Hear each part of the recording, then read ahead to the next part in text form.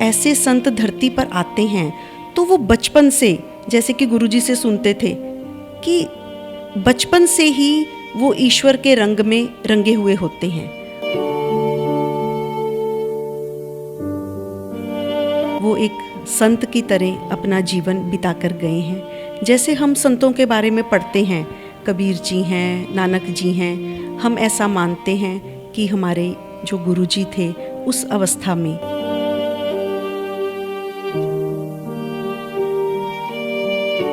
छोटे से एरिया में उन्होंने स्कूल चालू किए जगह जगह, सिर्फ झुग्गी झोपड़ियों में। सिर्फ उनके जो बच्चे सारा दिन कूड़ा चुगते थे, जो इधर उधर भीख मांगते थे, उनको उन्होंने शिक्षा की प्रेरणा दी।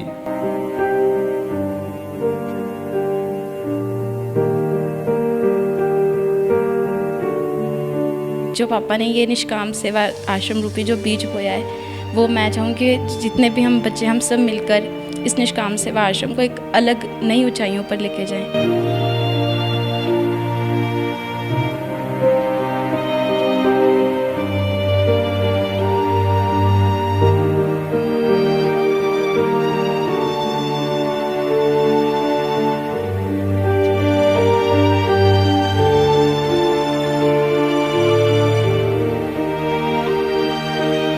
बस्तियाँ होती थी जहाँ दवाइयाँ का कोई भी डिस्पेंसरी नहीं होती थी, वहाँ जाकर उनका हमेशा ही मान रहता था।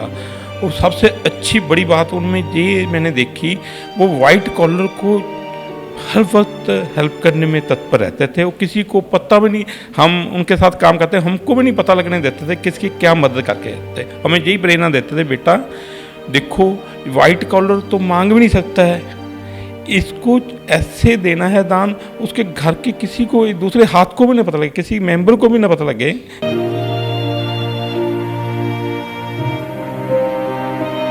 आत्मा चैनल देख रहे सभी दर्शकों का स्वागत है। मैं एकता सिंगला।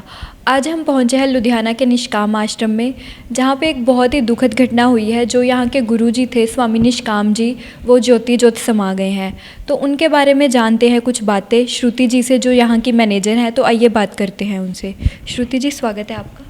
राम राम जी। मैम, सबसे पहले तो आप गुरुजी के बारे में कुछ बताएं। गुरुजी के बारे में कुछ बताना तो ऐसे लगता है जैसे हम सूर्य को दीपक दिखाएं। मतलब मैक्सिमम लोग, बहुत सारे संसार के लोग जानते हैं उनके बारे में। वो एक संत की तरह अपना जीवन बिताकर गए हैं। जैसे हम संतों के बारे में पढ़ते हैं, कबीर जी हैं, नानक जी हैं, हम ऐसा मानते हैं कि हमारे जो गुरुजी थे उस अवस्था में, जैसे जिसे हम कहते हैं निर्वाण में चले गए, हम उनको इस दृष्टि से देखते हैं। गुरुजी ने अपना मतलब जीवन कैसे व्यतीत किया, उसके बारे में बताएं। जैसा कि मैंने आपको अभी बताया, जैसे संतों का जीवन होता है, ये ठीक है कि एक दूसरे से कुछ कुछ भिन्न हो सकता है, लेकिन सबका मार्ग वही, संसार को सुख देने के लिए आए और संसार को ईश्वर का मार्ग दिखाने के लिए आए। यही दो मार्ग वो इस संसार को दिखा कर गए हैं। आप गुरुजी के साथ कैसे जुड़े? ऐसे है, मुझे यहाँ निष्काम से जुड़े हुए करीब 19 साल हो गए हैं। मेरी शादी से पहले जो मेरे हस्बैंड हैं वो गुरुजी से जुड़े हुए थे, तो उनके साथ ही ईश्वर की ऐसी कृपा हुई कि मैं भी उनके साथ जुड़ गई। तो आपने क्या देखा कि जो संसारिक बातें हैं और जो गुरुजी की बातें हैं, उनमें क्या अंतर है? देखिए, ये एक अनुभव की चीज़ है। शायद परमात्मा जो है हमें, हमारे पर ये कृपा करना चाहता था कि हमें उनकी शरण में ले आया, तो हम ऐसे संतों की शरण में पहुंच गए। जो आपने ये प्रश्न किया कि दुनिया में और उनमें क्या अंतर है, तो सच्ची बात ये है, मैंने उनके अलावा दुनिया में किसी को ज़्यादा देखा नहीं है। हमें तो गुरुजी की शरण मिली और हम तब से यही हैं। गुरुजी की जीवनी पे कुछ प्रकाश डालें कि उन्होंने कैसे कैसे क्या क्या कार्य किए। हाँ, कुछ हम उनसे मिलने के बाद हमें वो अपनी अतीत की बातें बताते थे, या कुछ हमने उनके ग्रंथों में पढ़ा, तो हमने ये देखा है कि जो ऐसे संत धरती पर आते हैं तो वो बचपन से, जैसे कि गुरुजी से सुनते थे कि बचपन से ही वो ईश्वर के रंग में रंगे हुए होते हैं। और सेवा के जो कार्य हैं, जैसे कि वो अपने बारे में बताया कि बचपन से ही परमात्मा के नाम में रुचि थी। वो कोई शायद एक जन्म की भी नहीं थी, पिछले कई जन्मों से ये जो वृत्ति है चली आती है। ये जो हम जिसको कहते हैं कि ज्योति ज्योत में समा गए, तो ये कोई एक जन्म का काम नहीं है। लेकिन इस जन्म में भी यदि हम देखते हैं तो वो बचपन से लेके जब तक शरीर छोड़ा, ईश्वर के नाम में और परमार्थ के काम में, दोनों में लगे रहते हैं। तो जैसे आपने मुझे बताया था कि गुरुजी सेवा के कार्य करते थे, उनके कुछ सेवा के कार्य बताएं हमारे व्यूअर्स को। ये निष्काम सेवा आश्रम नाम से NGO है जो गुरुजी ने बनाई है। इसके जो अलग अलग सेवा के कार्य हैं, वृद्धाश्रम है, कुछ निष्काम के झुग्गियों में स्कूल हैं, 3000 के करीब उन झुग्गियों में जो स्कूल हैं उनमें बच्चे पढ़ते हैं। चैरिटेबल हॉस्पिटल है हमारा निष्काम सेवा हॉस्पिटल के नाम से शिमलापुरी जुझार नगर में। 18 साल निष्काम ने बाल आश्रम चलाया। जो बच्चे जिनके माता पिता उन्हें छोड़ जाते हैं, उन्हें निष्काम ने पाल पोस कर अपने पाँव पे खड़ा कर दिया। कुछ लड़कियों के लिए वोकेशनल ट्रेनिंग सेंटर हैं जो पिछले 45 साल से चल रहे हैं, जिसमें सिलाई कढ़ाई के centre, computer centre, short hand typing के सेंटर, आज वो ड्रेस डिज़ाइनिंग सेंटर बन गए हैं।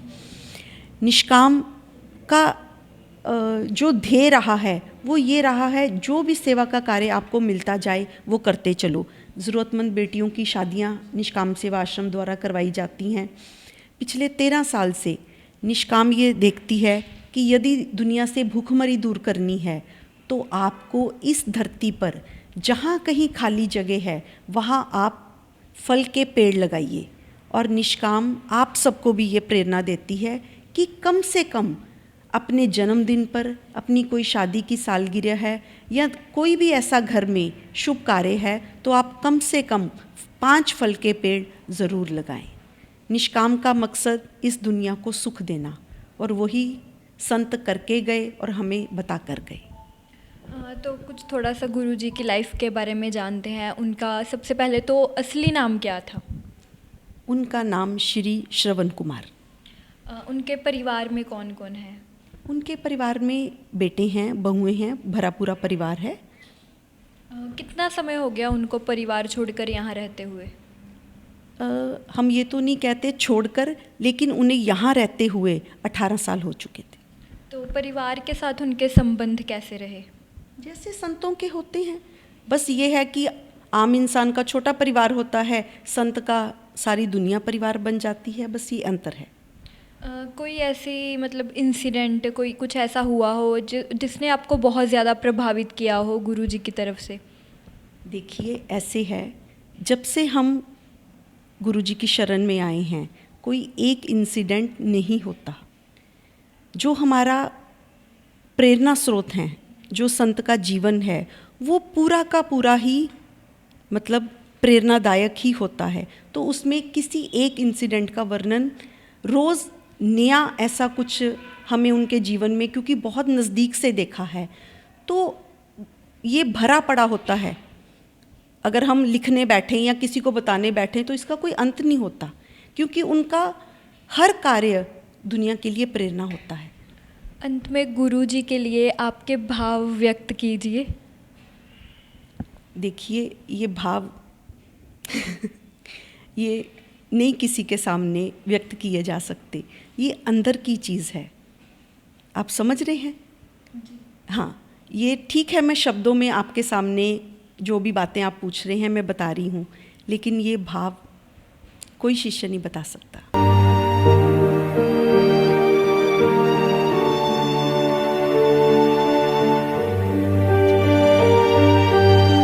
ये बात करते हैं उनके कुछ और शिष्यों से और जानते हैं कि गुरुजी के बारे में उनकी क्या राय है, वो क्या कहना चाहते हैं गुरुजी के बारे में। सर, आपका नाम? मेरा नाम अरुण कुमार कांसल है। गुरुजी के बारे में? गुरुजी के बारे में तो बहुत कुछ वैसे ही सबको पता है, उसमें कहने की तो बात ही नहीं है कुछ।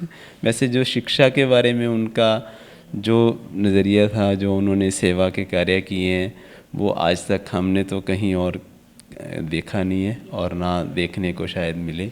उन्होंने झुग्गी झोपड़ियों में जो स्कूल चालू किए, वो इतने गरीब लेवल के बच्चे जो उन्होंने प्रमोट किए, उन्होंने उनको बैठना सिखाया, अपने पास से अपनी कार्यकर्ता रख के उनका नहाना धोना, उनको साफ़ सुथरा करके एक छोटे से एरिए में उन्होंने स्कूल चालू किए जगह जगह, सिर्फ झुग्गी झोपड़ियों में। सिर्फ उनके जो बच्चे सारा दिन कूड़ा चुगते थे, जो इधर उधर भीख मांगते थे, उनको उन्होंने शिक्षा की प्रेरणा दी, उनके माँ बाप को भी। और आज उनकी इस मेहनत के कारण से कितने ही 4-5 स्कूल तो यहाँ पे लुधियाना में ही चल रहे हैं, जो सब स्लम एरियो में है। किसी में 1500 बच्चा है, किसी में 1000 बच्चा है, और सब स्लम एरियो में बहुत कम नॉमिनल एक बिल्कुल छोटी सी फीस से और वो बच्चे पढ़ रहे हैं। 10+2 तक के भी स्कूल हैं जिसमें, और हैं सिर्फ और सिर्फ इसी के लिए, सेवा के लिए ही हैं। उन बच्चों का पूरा स्टडी का, बुक्स का, और भी जैसे हर एक तरह का उनकी फैमिली का भी ध्यान रखा जाता है उनमें। ये गुरुजी की सबसे ज़्यादा अच्छी प्रेरणा रही है। उनका शिक्षा के तरफ बहुत ही मतलब ध्यान रहा है, और उन्होंने बहुत अच्छे कार्य किए हैं। मैं तो 25-26 साल से उनके साथ था, और शुरू से ही मेरा ही ड्यूटी शिक्षा देखने की थी, स्कूल देखने की थी। स्कूल बड़े अच्छे ढंग से उन्होंने मैनेज की। गुरुजी के बारे में तो बताना थोड़े समय बड़ी बात तो नहीं होगी। गुरुजी ने बहुत, जो गरीब लोग थे उनमें जाकर उनका मन होता था मैं उनकी सेवा करूं, जहां कोई नहीं पहुंच सकता था। जैसे झुग्गी झोंपड़ियों में जाकर, और जहाँ गरीब बस्तियाँ होती थी, जहाँ दवाइयाँ का कोई भी डिस्पेंसरी नहीं होती थी, वहाँ जाकर उनका हमेशा ही मन रहता था। और सबसे अच्छी बड़ी बात उनमें ये मैंने देखी, वो वाइट कॉलर को हर वक्त हेल्प करने में तत्पर रहते थे। वो किसी को पता भी नहीं, हम उनके साथ काम करते हमको भी नहीं पता लगने देते थे किसकी क्या मदद करके थे। हमें यही प्रेरणा देते थे, बेटा देखो वाइट कॉलर तो मांग भी नहीं सकता है, इसको ऐसे देना है दान, उसके घर के किसी को, दूसरे हाथ को भी नहीं पता लगे, किसी मेंबर को भी ना पता लगे, घर के मेंबर को भी पता लगे ये काम कैसे हो गया। जी हमने उनसे प्रेरणा ली। सबसे पहले तो मैं बता दूं, ये वही बच्चे हैं जो गुरुजी के बाल आश्रम में रहते थे, और अब यही बच्चे निष्काम आश्रम को संभाल रहे हैं। तो आपकी गुरुजी के बारे में क्या राय है? मैं गुरुजी के बारे में कोई राय तो नहीं देना चाहूँगी पापा के लिए, बट मैं ये कहना चाहूँगी कि पापा ने हमें लाइफ के लिए एक अलग नज़रिया दिखाया है उसको जीने का। तो मैं पापा को पुष्पांजलि के तौर पे ये कहना चाहूँगी कि जो पापा ने ये निष्काम सेवा आश्रम रूपी जो बीज बोया है, वो मैं चाहूँगी जितने भी हम बच्चे हम सब मिलकर इस निष्काम सेवा आश्रम को एक अलग नई ऊंचाइयों पर लेके जाएं। ये कहना चाहूँगी कि मतलब मैं पापा को थैंक यू कहना चाहूँगी कि जैसे जब हम यहाँ पर आए थे छोटे से थे, बट अब हम इस मंजिल पर पहुँच गए हैं कि जहाँ पर हम अपना फ्यूचर वगैरह देख सकते हैं। मतलब बस यही कहना चाहूँगी कि हम पापा जी के बनाए हुए इस आश्रम को और आगे लेकर जाना चाहते हैं, और जो भी लोग हैं, जितने भी लोग हैं, उन्हें और लोगों को हम अपने आश्रम के बारे में बताना चाहते हैं। गुरुजी के सोचने का ढंग सबसे अलग था। उनके सोचने का मतलब था भी ज़्यादा से ज़्यादा फलदार पेड़ लगाए जाएं, वो ज़्यादा से ज़्यादा इंसान खा सकें।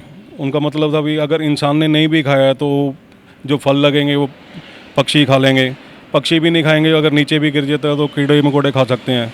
उनके सोचने का थोड़ा नज़रिया लोगों से अलग था। पिछले 30 साल से बरनाला सिविल अस्पताल में हमारा चल रहा है अपना खाने के लिए। जितने भी वहाँ पे मरीज आते हैं उनका ब्रेकफास्ट लंच डिनर सारा वहीं पे निष्काम को उन्होंने हैंड ओवर किया हुआ है। पीछे डीसी साहब ने उनको जगह भी दी हुई है भी सिविल अस्पताल में सेवा के कार्य के लिए। ऐसे ही अपना लुधियाना में और भी चलती हैं डिस्पेंसरी, जुझार नगर में चलती हैं, वहाँ जैसे अपना एक्सरे वगैरह कराने वो रेट टू रेट ही करके देते भी लोगों को भला हो। स्कूल उन्होंने बच्चों को अपना स्टार्टिंग में जैसे लिए थे झुग्गी झोपड़ियों के बच्चे, पहले उनके पिता से पूछते थे भी आपके बच्चे को पढ़ा देते हैं, वो हमें बताते थे हमारा बच्चा 2 रुपये रोज़ कमा के लाता। पहले फिर उनके बच्चों के लिए आधा लीटर दूध उनको देते थे, फिर उनको पैसे भी देते थे भी बच्चे भेजो। आज वो याद करते हैं गुरुजी ने हमारे बच्चों को पढ़ा दिया, लिखा दिया, भी आगे सारा चल रहा है। उनमें से कितने पढ़ के डॉक्टर भी बन गए, इंजीनियर भी बन गए, ज़्यादा नहीं बने होंगे, 8-10 बने हैं उनमें से।